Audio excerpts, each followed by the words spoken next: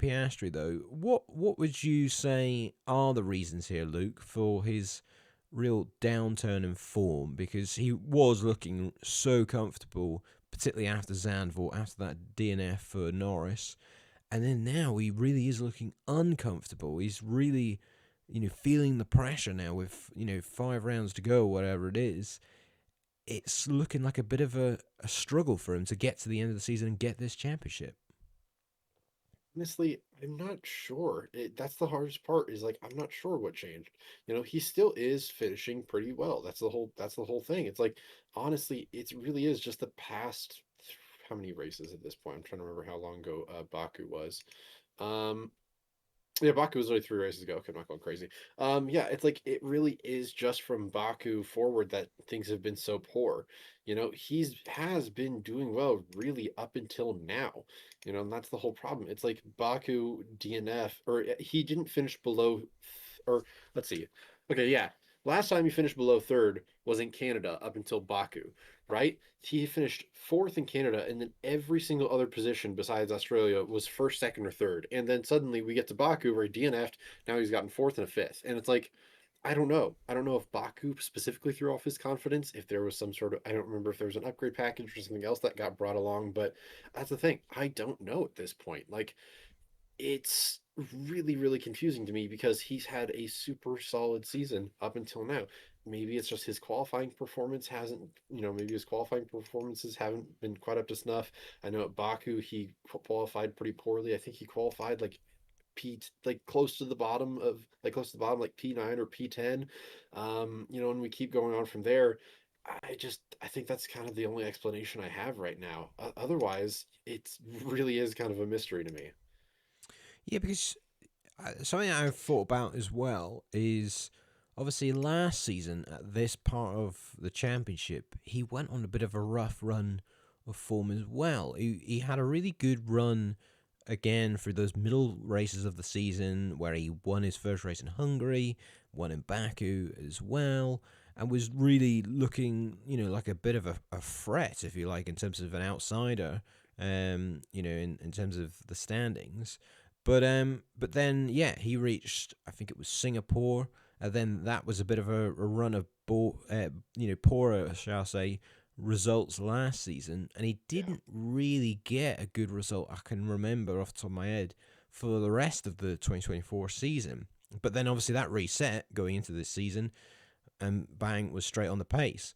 But Mhm. I don't know. Maybe there's something to read in that. Maybe I don't know. Maybe there's a bit of, again, a young driver just maybe getting a bit burnt out. I don't know. I don't know. Maybe just isn't quite able to hit that peak performance as consistently as he Mhm. gets near the end of a long season. We have to remember as well. It is a long championship, but it's a real mystery, isn't it, Luke? I mean, could if he does lose a championship, is it all about that Baku result, or is this a bigger picture than just simply that? It's definitely a bigger picture than just that. I think it's just his qualifying has been off, and I'm not sure what kind of took that from him. It really is weird, but last time he outqualified Norris in Singapore, which is great, but Yeah. ultimately like he wasn't able to turn that third place, he wasn't able to turn that qualifying, into anything more. He ended up ultimately losing a position to his teammate Lando and, dropped down to fourth ultimately. Like I don't know. I think the qualifying has something to do with it, or there's been some other late stage development that has just thrown him off. And once again, maybe it's just that Max Verstappen factor. You never really can tell. He puts on. I mean, arguably, Max Verstappen is probably the hardest guy to deal with pressure from. Because he's always gonna be on your ass. But that's all I got. It's just I got my fingers crossed for him because I do want him to win a championship. And honestly, I would almost be happier if he won it instead of Lando still. But it's going to be really tough at this point.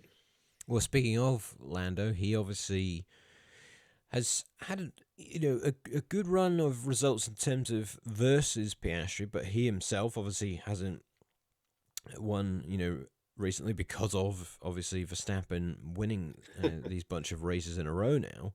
But Right. for Norris, I mean, this is working out quite nicely for him because he's starting to just close that gap in once again, and with you'd have to say McLaren have definitely been caught here a little bit on certain tracks. I think again that car suits certain circuits like it does for everyone else, but they have been caught up a little bit by their rivals, and we have to obviously factor in that they've basically been like, well, you know what, we've got the constructors, we've got the quickest car for most of the season, we do not need to develop this anymore, which is absolutely fair enough. But for the Yeah. drivers' championship, this is where it started to cause a bit of problems because of the shock for me of Kota was the fact that Ferrari were in the mix. They were right there in terms of podium territory, and Oh obviously yeah. Charles Leclerc scoring a podium in the end. But for most of that race, he was ahead of Norris and Piastri, obviously, Hmm. and Norris kind of had to work quite hard in the end to get that move done to an extent. He obviously was biding his time, and what we noticed with this, Luke, I would say, is that that's the element of the championship in play because Norris had multiple opportunities to just chuck it down the inside, but he obviously maybe didn't want to risk that when Charles hasn't got anything to lose at all. But he got the move done. But is this maybe another element here of why we're seeing quite big swings now? Is that teams like Ferrari at a certain track like this, or it could be Mercedes like we had at Singapore, are starting to get better results? It's definitely a part of it, yeah. Because it's like, I mean, it's harder for me with Ferrari because we're not sure how much more development they have done on this year's car. Earlier this season, we had Leclerc pushing for further development and saying that he was very adamant that there was something to unlock still in this chassis. So it's kind of tough. I'm not quite sure if that how much of a part that they're playing, but it definitely has something to do with it, especially with the Mercedes. I mean, I definitely want to highlight the Mercedes too. Like George Russell has had a comeback, which has been crazy. I don't know if Ferrari has quite had the same comeback.